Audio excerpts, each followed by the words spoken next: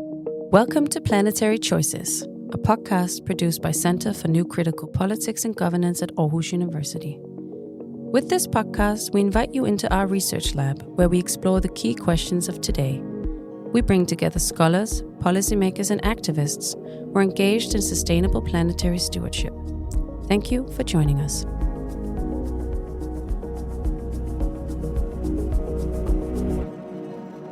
Welcome to this podcast given to you by the Center for New Critical Politics and Governance, which we run here at Aarhus University. I'm very excited to have Rosenboim as a guest to speak to today about all questions related to global order and how we think about it, how to conceptualize it in contemporary history, leading up to today's quarrels of trying to think of new alternatives in which we may or not imagine the world order. Rosenboim is Professor of Contemporary History at Bologna University. She has written a book some years ago now, some 7 years ago, I think, called The Emergence of Globalism, an Intellectual History of World Order. And ever since then, and already, of course, obviously before, she's been an erudite student of all things that intellectual history can provide you with when it comes to understanding questions of global governance, global intellectual history of economic thought, the history of federalism, and the history of international relations, giving it a critical historical glance. So on the one hand, understanding what they're doing, how governance functions and IR relations actually play out, and being their critical student.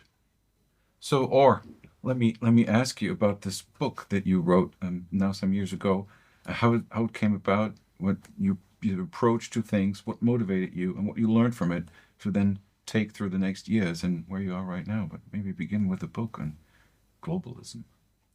So the book started off as a project to understand how public intellectuals during and immediately after the Second World War thought the world should be organized after the war. So as you can imagine, the Second World War led many people, especially in the West, or we can say in Britain and Western Europe and the United States, to rethink about the future. The rise of totalitarianism led them think that they may need to set up a new kind of order in the post-war era to guarantee peace, but also prosperity and democracy.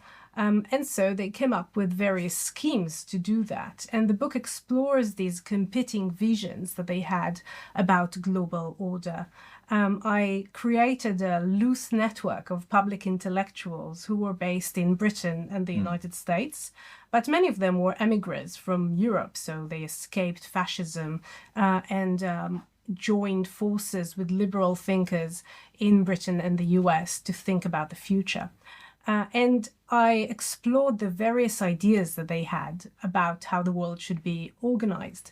So starting off with the nation state and going in different scales from regional federations, regional blocks to post-imperial organizations, and then obviously to universal orders, I explored their ideas of globalism, because what brought them together was a constant reference to the global as a relevant scale of political order. So they didn't try to abolish everything that was smaller than the global, let's say, but they were keen to argue that everything should be remeasured and reorganized in relation to this new scale of things that was the entire planet. And they perceived new technologies like the airplane or the telephone and also the nuclear bomb as the motivations for this global thinking. But at the same time, they all had different ideas about what this global order should look like. They were keen to argue that democracy must be a common value on a global scale. Yet at the same time, many of them wanted to embrace pluralism because they were concerned that obviously imposing any political order could continue and maintain the same constraints of the imperial and totalitarian age. So pluralism was also a value. And as you can imagine, these two principles that they attached to the global could also clash. And so my book explores these kinds of visions that they came up with in pamphlets and in public lectures. So it wasn't just a university elite. They were keen to communicate with a wider audience. And the book critically addresses these ideas and tries to understand not only what they proposed, but also what were the limits of this way of thinking about politics on a global scale. Yeah, well, fascinating. I had the privilege of reading it, and I can only recommend it to everybody. But if I may ask, leading on to when you say democracy and pluralism, and of course variations of this thought, there were also liberals, I presume, I guess, many of them. But these variations of liberalism, and to your mind, their ideas and what we often call the liberal world order or liberal internationalism, which is a standing term we use sometimes today, or we hear in use sometimes today to describe the world of global governance today as if it's a liberal internationalism. Do you think that, what is the relationship between those thinkers? Is there such a thing as liberal internationalism, or are there liberal internationalisms, or do they not exist at all? So I would say that it's more aspirational than descriptive. Liberal internationalism has been a project that people have attached importance to since, well, even the beginning of the 20th century. So it's been long going on as this idea that should the world be organized alongside values like the rule of law and equality in the sense of the law, but not necessarily in material terms, that would lead to greater peace and prosperity and also stability. But this has not necessarily been the reality of things. So I wouldn't say that we live in a liberal international order or rule-based order. I think this is more of an idea that has been proposed also by thinkers that I've studied. For example, in the British organization Federal Union, which was thriving in the war years, so from 39 to the early 40s, it really became a very powerful public organization, like even a social movement in Britain. It rounded up a group of economists whose ideas clashed about the value of democracy. So as I stated before, democracy was an idea that connected people in thinking about future global orders, but they weren't really sure about what it would actually mean. So in Federal Union, they were keen to create a democracy that would be federal, so would unite different democracies in a federal order. But they disagreed about the economic principles of this democracy. So should this federation be a socialist federation based on social planning and welfare, like Barbara Wotton proposed? Or should it be a liberal federation based on the principles of the free market, like Friedrich Hayek proposed? So these ideas clashed within the notion of democratic federation. So it wasn't really enough to just say democracy. It didn't really suffice to create consensus.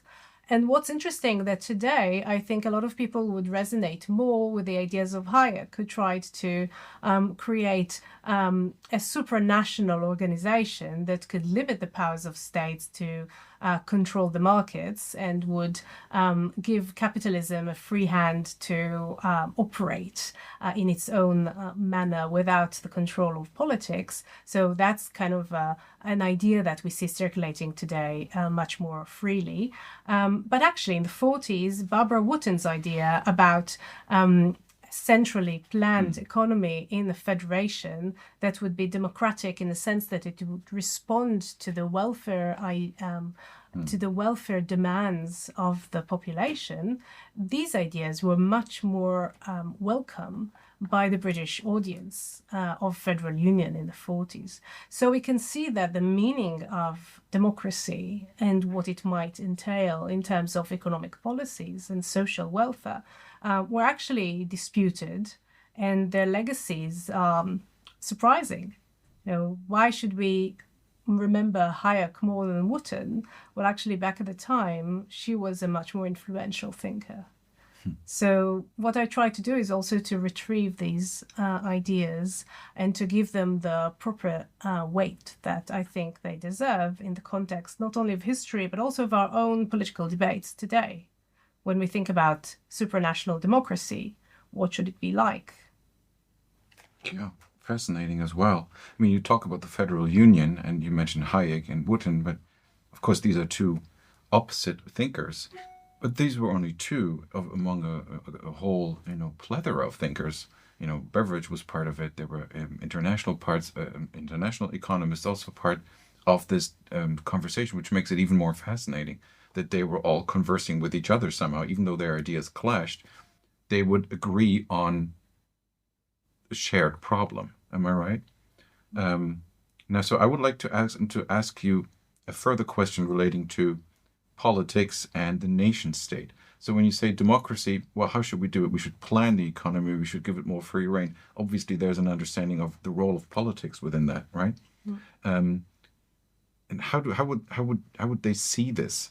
Should politics be on top of things, informed by science, informed by experts, or should policy take the backseat of things? And then a follow-up question I would be curious to know, when they talk about the global, as you said, they're all obsessed with the idea of the global. Why is that?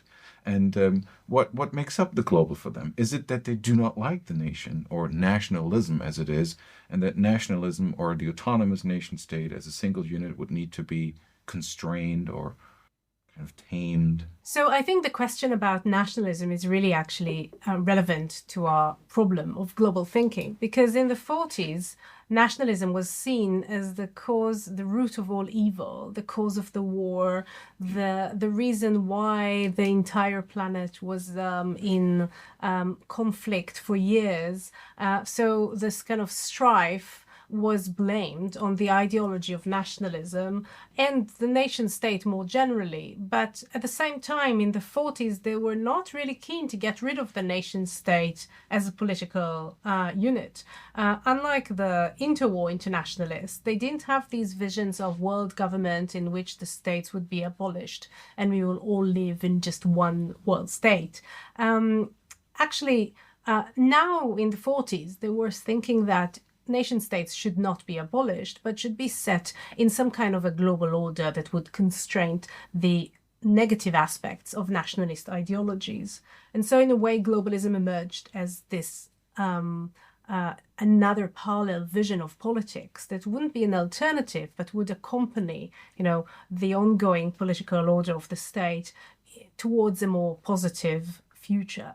So in that sense, politics was considered something that had to be done not only within nation states, but also on a global level. And that would create a much more multi-layered system that would render things more complicated, perhaps, but also would force the nation states to keep in line and would limit the dangerous implications of the ideology of nationalism.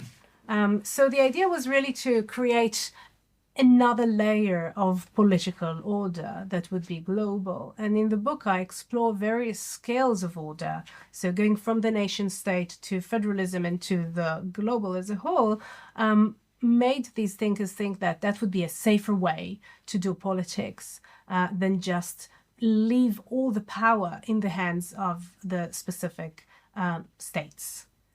So that was kind of one of their ideas. At the same time, there were those who thought that the problem was not just nationalism, but it was also politics. So politics is about power, and power creates conflict.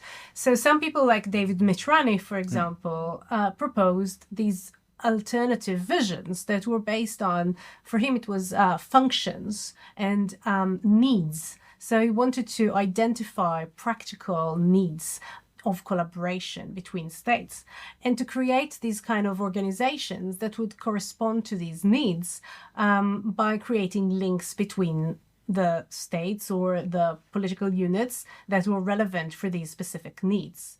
So for him, that would be a way to create a multi-layered system of global order, but it wouldn't be necessarily political because he thought these needs are objective. That's something that we can just agree. We all need postal service. We all need some kind of healthcare collaborations. Yeah. It's not something contested and political. We can just agree on that. Now, he opposed those who suggested, like Federal Union, that democratic federalism could be a solution, because he said, any federation could have a counter-federation, so you just have the same conflict on larger scale. He thought this kind of non-federal functionalist order would be a much better solution. Obviously, the response to him would be, everything is political. Even postal services can generate conflict.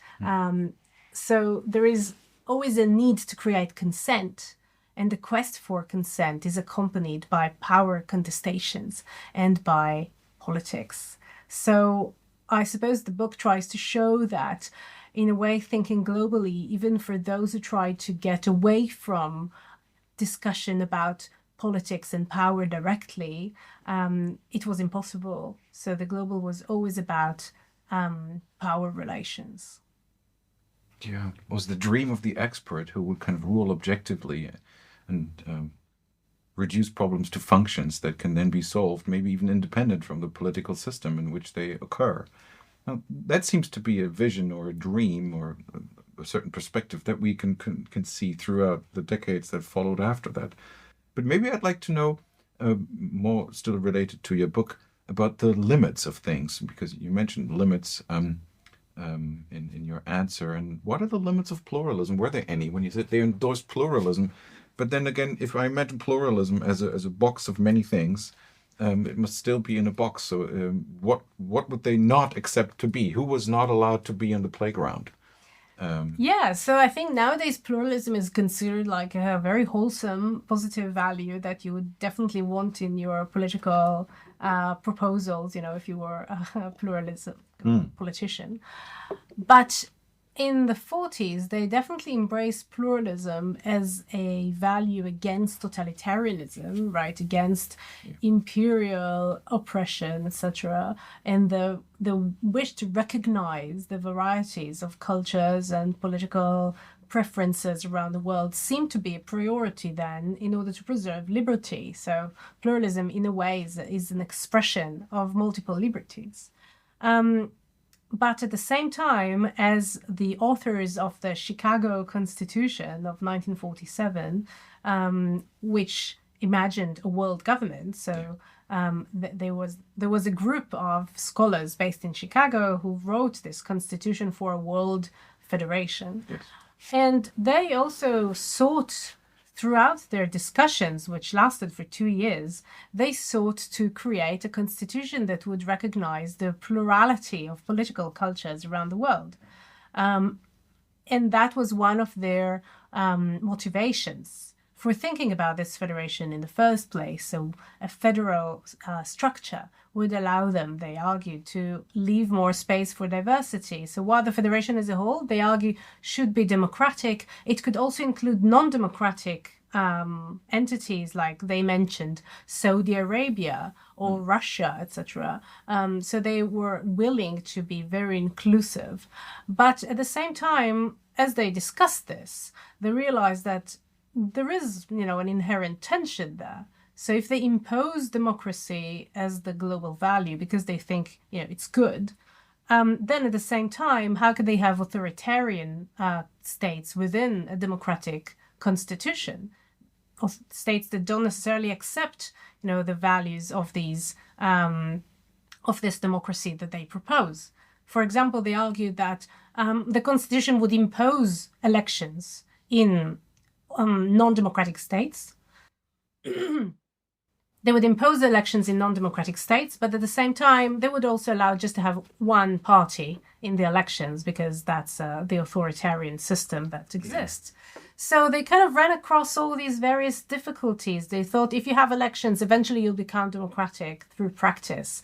But they also realized that, this would not be a way to preserve pluralism, because maybe some countries do not wish to have a democratic constitution, but we still want them in the constitution that we imagine. So all of these issues created a lot of discussions around pluralism that eventually led the more pluralist thinkers within the constitution to abandon it. And into that space walked this Italian literary scholar, Giuseppe Antonio Borgese, who was an emigre in the United States because he escaped fascism. And he came up with this kind of universalist Catholic vision that was very inclusive, but also at the same time imposed a very strict vision of natural law as the foundation for this constitution. So it led them away from pluralism towards a tradition that, at the end of the day, replicated a lot of the oppressive patterns that have been dominating European history for centuries. And so many of the members of this committee actually turned away from it and did not really want to endorse the constitution anymore. So the problem of pluralism was an ongoing debate in the 40s, and they could not really resolve it. How do you include those who are different without losing what you think is the most important value? And I think that a lot of people today face similar problems. So I go back to the 1940s to highlight the need of global thinking to grapple with these issues that may not necessarily have a solution. But as the committee of this federal constitution in the 40s realized, you can't really get anywhere without actually having people from, Saudi Arabia, Russia, etc. on board. So at the end of the day, they were all European and American thinkers. They were all representing a culture of politics that was pretty similar. And they all saw their future in a similar way. So perhaps that was not really the best way to endorse pluralism after all. Probably not, because it would be a form of pluralism that the others then had to buy into, those who were not on the table. Right. But I think this kind of way has been a constant in Western politics ever since, thinking about pluralism while at the same time not necessarily being very pluralistic about your conversation. Yeah. Yes. So while you're thinking about these kind of core terms through which the globe should be reorganized or organized, the people at the table, those who are actually talking about those ideas, are carefully chosen, and they're not really representative of the world that they're trying to make a plan for. Is that right? Yeah. Exactly. Now that's I think an elegant way to talk a little bit about the global as such. I mean, the term, the word has been with us now for many decades, I guess.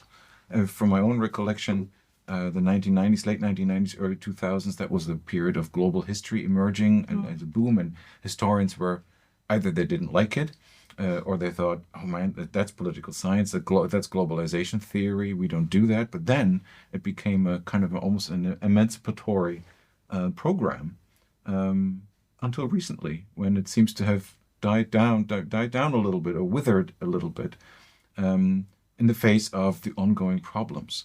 That they're still seemingly what you present here as the conversation partners, that they all are from similar backgrounds, thinking in similar ways, that maybe unspoken theory or an unspoken normative idea lurks behind global history or globalization theory.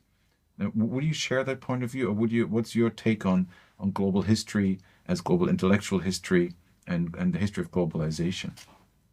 Right. So I think there are two different things. So first of all, I'd say global history, as you say, is a project that maybe emerged from this new concept of globalization of the late 90s. So if you do a Google Ngram, which I enjoy, but let's say it's not, exactly, not exactly the scholarly tool of excellence, but it's very fun, so you should try. So if you look at global on Google Ngram, you definitely see a peak in the 90s.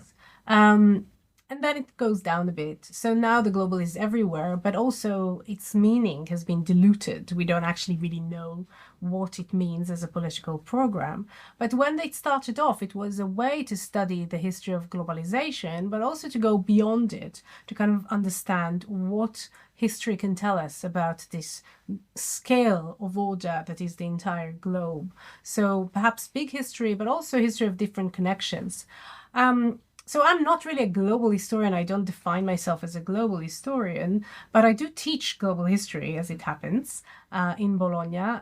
And I think a lot about the meaning of this approach. For me, it's most valuable as a turn away from national histories. So as a way to go beyond the local or the kind of nationalistic even approaches to history that see the history of a place as inherently bounded by national frontiers. And international history offers another alternative to that, and with its own methodologies, etc. But I think what's perhaps helpful in global history is this vagueness, in a sense, about its meaning. So sometimes this, as you said, is more emancipatory, and it allows us to consider ideas and even patterns of behavior that move around and that have shaped, societies in different places, seemingly disconnected, but actually part of this kind of movement of conceptual and political structures. So that's, for me, is the major appeal, to kind of see how ideas move. At the same time, I think that global history does well the critique of the global. We really, I think we really need to engage with that kind of thinking about the global, not to be too enthusiastic about it, but to try to understand what is this ambition that humans have to think about the global, the universal, etc., as a scale in which we should act. And why this is not always good. So why this has really imposed some constraints or created power relations that ended up in a very different place from where people have, initially imagined to be. And so for me, global history is really critical history. It's a way to criticize power relations on a global scale. Yes.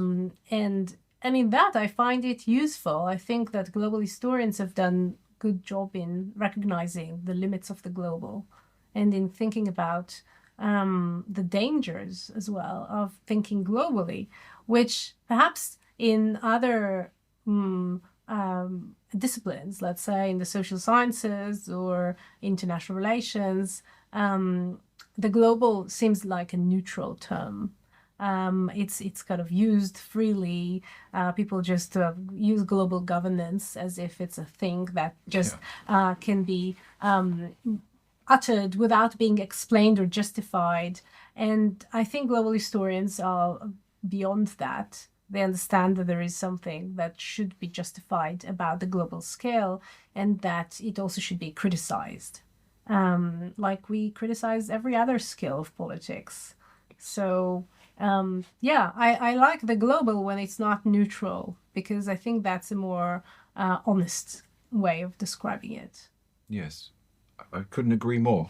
I think maybe if I understood you correctly, there's also, if we bring in globalization again, so there's a history of globalization. Much of global history in the early days was almost like a history of globalization, or conceptualized as a history of connections and overcoming the nation state. Yeah. But then it was, as you say, I think there's much more potential, in the critical potential in understanding conflicts and in understanding changes over time, if we do not just write that kind of history, but use it as a critical tool to maybe understand, again, nationalism, understand globalization as a theory, which has consequences as well. And really, we shouldn't buy into that theory ourselves, but take a critical distance. And as global historians, or historians with a global perspective, look at actors and look at concepts and confluences in history that are maybe not confined by the nation state, but also do not rule out the nation state, and indeed integrate the nation state as a very important part of the globe and of its governance, as problematic as it is, I guess. And I hope you agree with that. Yeah, I think it's actually really useful, to think about globalization not as a process and all these very sociological terms, but actually as a lens to interpret what's going on. So I understood you correctly. No, I think it's more of a category that we have in our mind.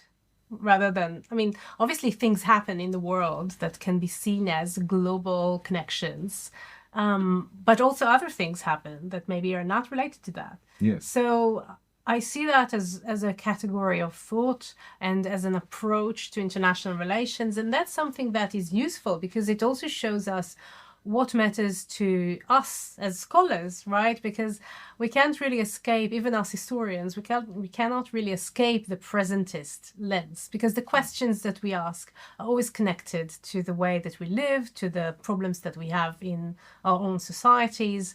And so, in a way, I think global history is a response to that. We see it as a rise of connections. We see that as, changing our lives, but in what way? We try to explain it through theories of globalization. But now, 25 years later, maybe we can understand also what are the underlying power relations that motivated these changes and motivated the use of these categories.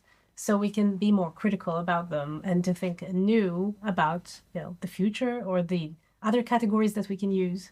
Yes. Now, that's fascinating. Thank you. Now, of course, there's a new kid on the block, which is the planetary. Over the last 5-10 years, maybe I'm making this up a little too broadly, but in recent times, the global has seen critical fire itself. So not only are global historians great critical thinkers, but the category of the global has been criticized, famously by Deepa Chakrabarty, who's maybe breaking the ice there, and put some analytical categories to it, blaming the global or criticizing the global for a world imagined as colonial, as power-driven, as hierarchical, as capitalist.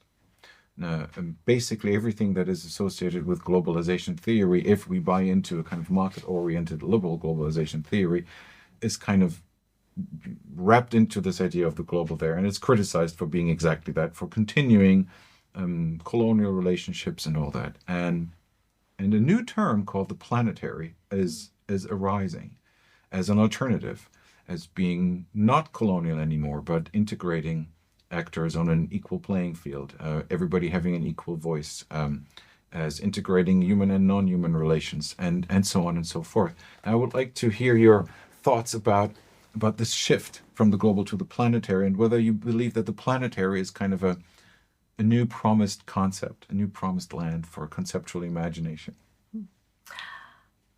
So I think it's really fascinating how people feel the need for new starts.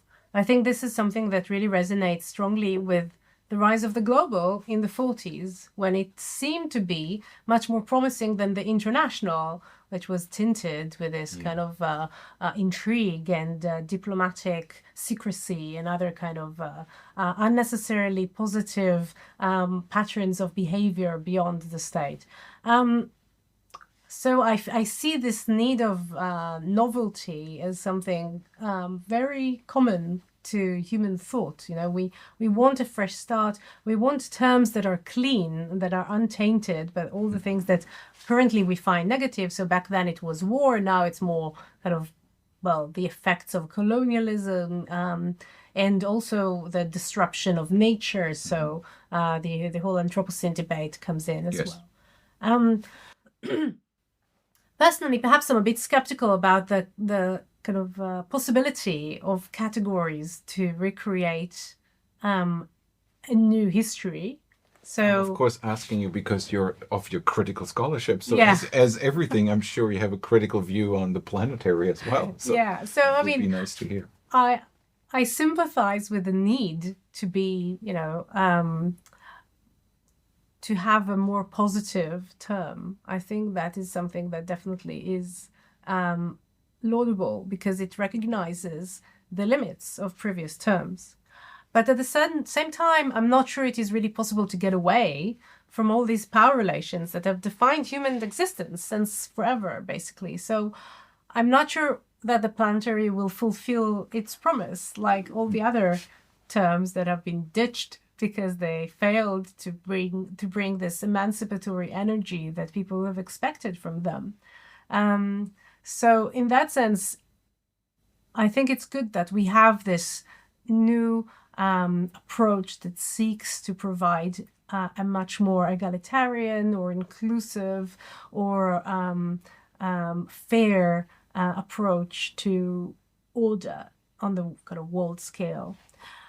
But at the same time, maybe we should just move away from any of these terms, really. So maybe the planetary as a mega category will end up being as oppressive as the global. So I don't necessarily see how it should avoid or escape the kind of power relations that have brought down its fellow categories throughout intellectual history, really.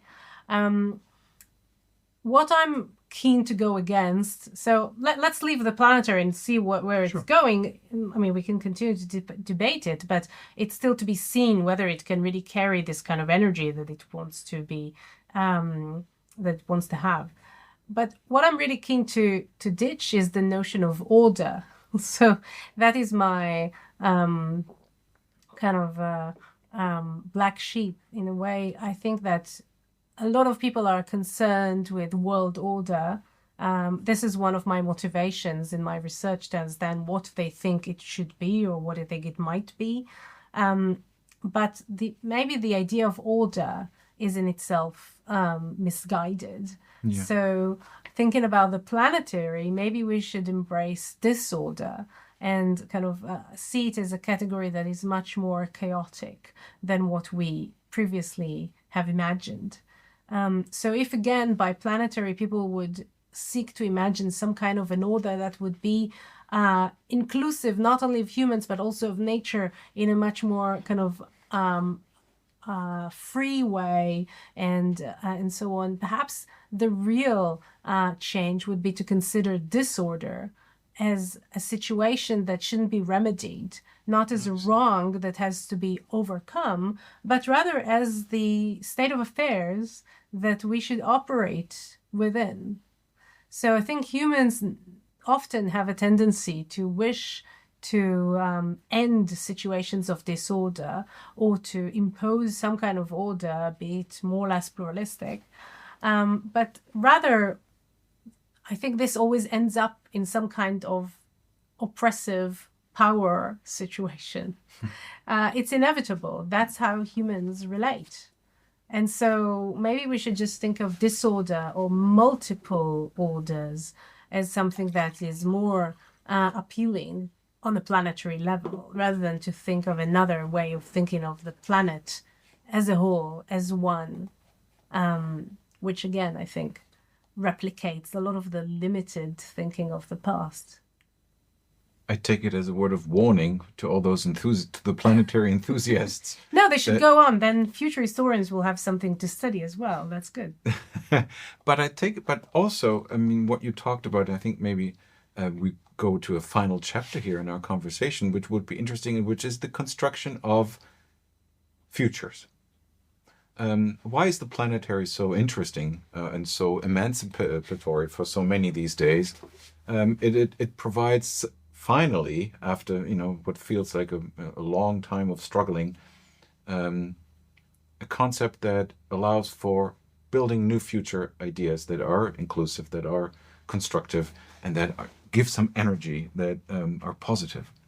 Rather, in a world that seems to be going bananas, that's kind of exactly what you need, no?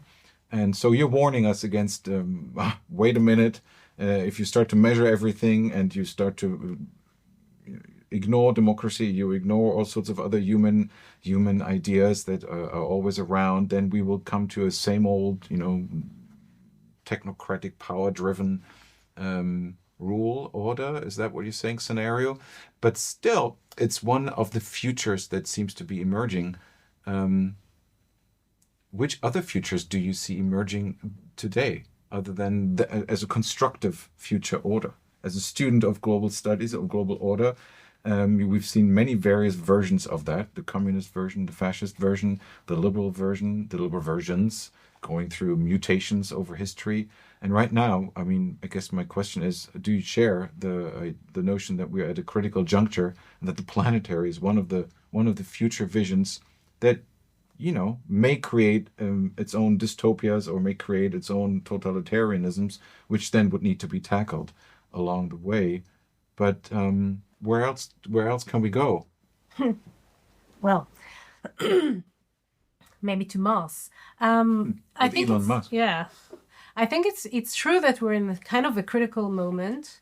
I think that it's not the only critical moment. These things go in kind of waves. Yeah.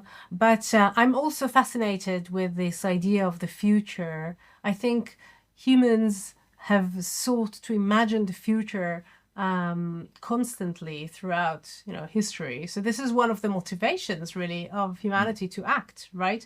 To try to imagine the future, to predict what might happen and to create plans accordingly. So that's something that one of my current projects explores, why we predict the future, in what way our predictions lead us towards directions that might be right or wrong. So often we actually get it very wrong about what the future might be. Learning from how people did do it in the past is always useful, but also it's good to know what directions we might not want to take and what directions might be more promising, and then do our own thinking. So don't just replicate what they've already done.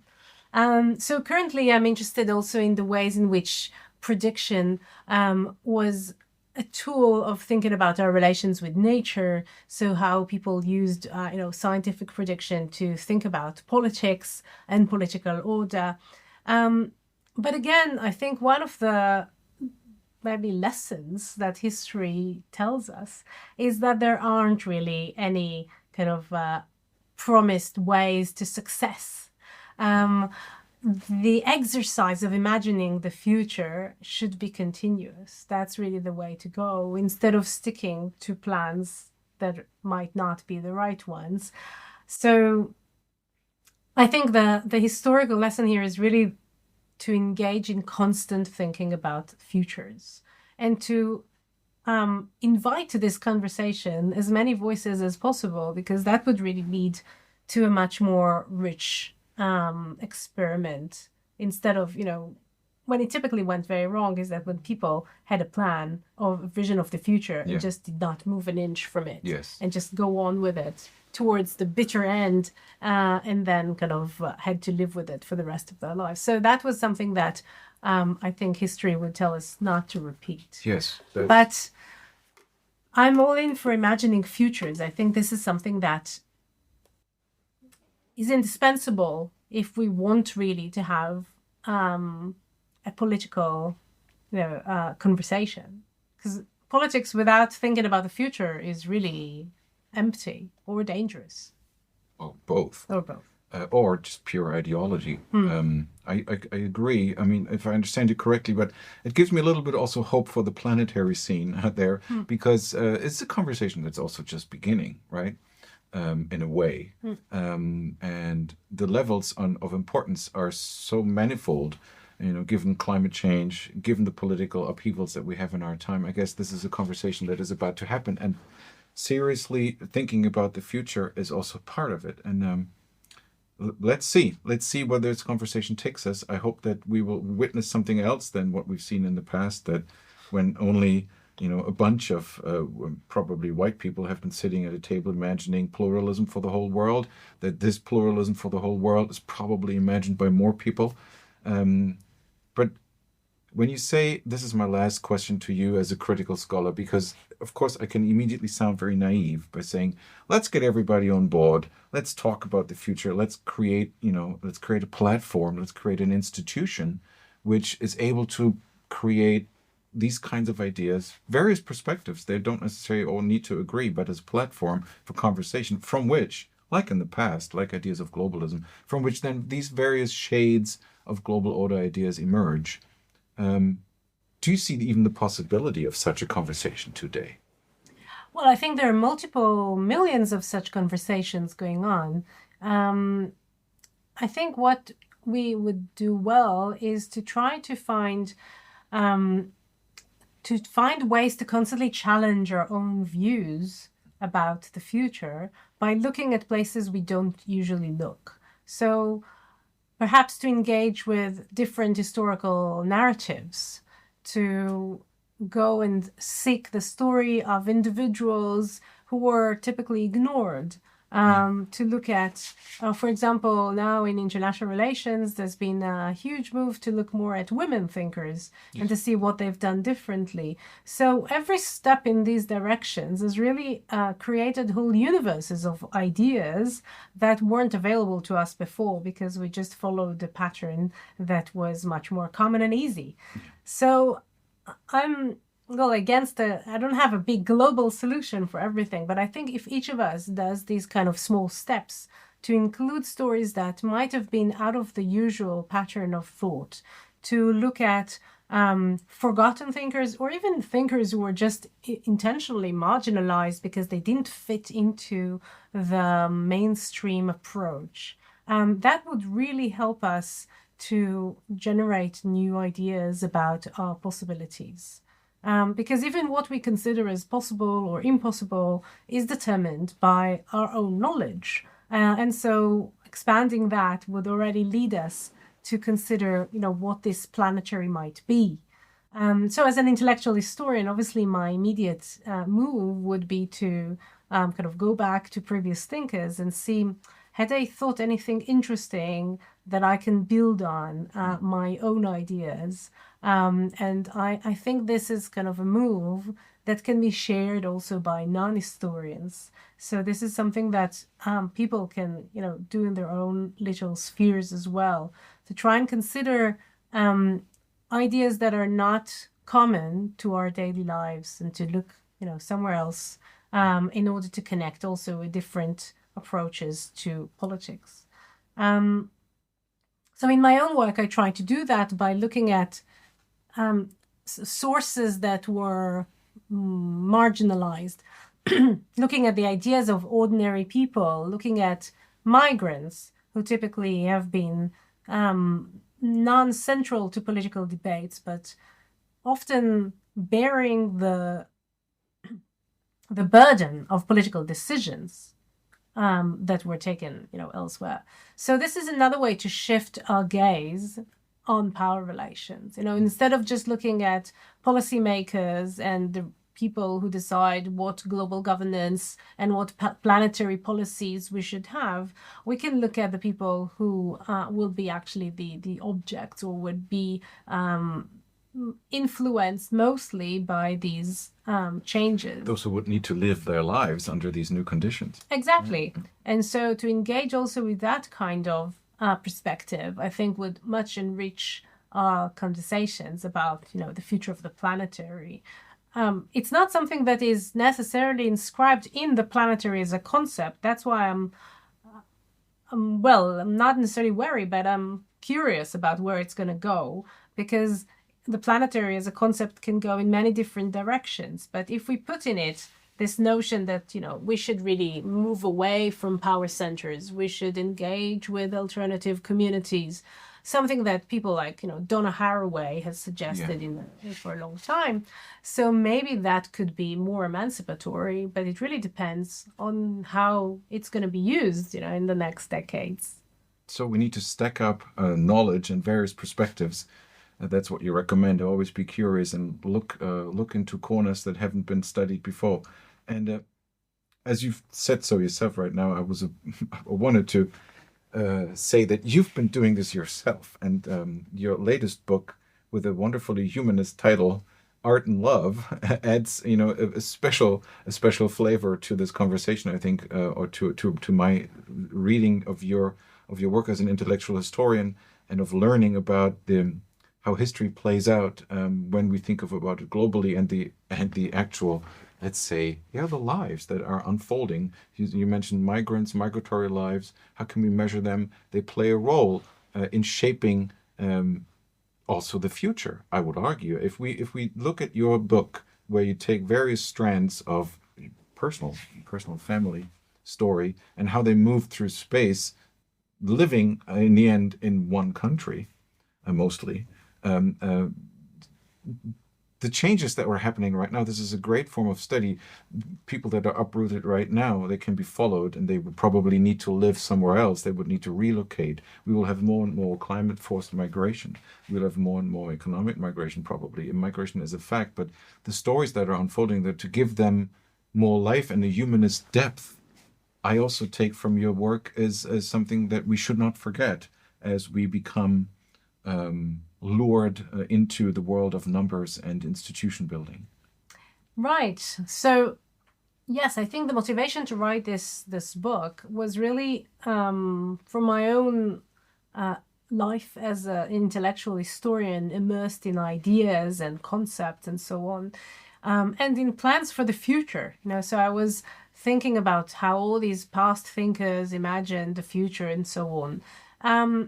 But what I was really interested in is to see how these futures unfolded in the life of ordinary people who did not really imagine these futures in such a way, but they had to live them.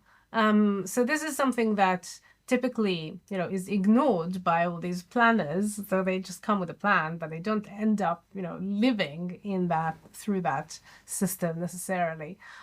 So I wrote this book, which is a microhistory of 3 families of migrants through Central Asia, the Baltic region, the Middle East, and then kind of moving on from them, because actually, it doesn't stop. The roots of migration continue through generations, and people are always on the move. So not only to kind of celebrate the life of migrants, although in a sense to show that they've always been there. It's not a novelty. People have always been mobile. But also to show how these great events that we consider, the global events of the past century, from revolutions, world wars, even, climatic events, have influenced their lives and their conceptions of belonging. So where do they belong? Where do they see themselves as, parts of society? Where do they feel at home? These questions were, mobile. They were not fixed. So this is also something that global historians should reckon with, right? A lot of our categories are not as fixed as we think. People are not always in the same place. People are not always don't have just one identity. People are multiple and complex. And so in that sense, it makes prediction even more complicated. But what I wanted to show is exactly that, that going through the micro level can help us reconsider our, mega ideas, our macro categories, and to realize that sometimes we should perhaps, contain our ambitions somehow. So global thinking is a lot about big categories, big concepts that should apply globally. But there isn't necessarily a thought about the next stage, how would it really interact with the diversity and the pluralism of the world and with the individual lives. So that's what I try to do. It tells one story, really, out of many others. So you can also come up with endless microhistories, obviously. And the idea was really to show how this specific story can lead us to think again about, our basic categories. So this is another way maybe to move forward, to try to connect the big notions with much more specific cases that would humanize them.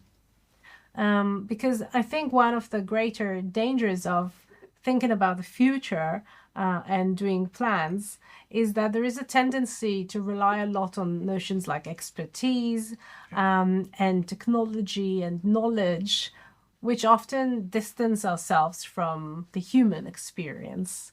And typically that has caused many, dangerous results. So perhaps my idea was really to go back to that human level, which, exists in parallel to the global and planetary. It absolutely does. Thank you so much. Thank you, Or. I terribly enjoyed this conversation. But if you say rightly that, predictions are wrong, but I can safely predict that there will be another version of this podcast soon because there's so much to talk about. And I hope to have you back I hope to that we will stay in touch and that you will join the conversation as a critical but constructive interlocutor. Thank you for listening to this episode of Planetary Choices. This podcast is produced by the Center for New Critical Politics and Governance at Aarhus University. Visit our website and join us for another episode of Planetary Choices. This was fun. Thank you so much. Thank you very much. I really enjoyed this talk, and thanks for the invitation. Great. Oh, wow. Time flies.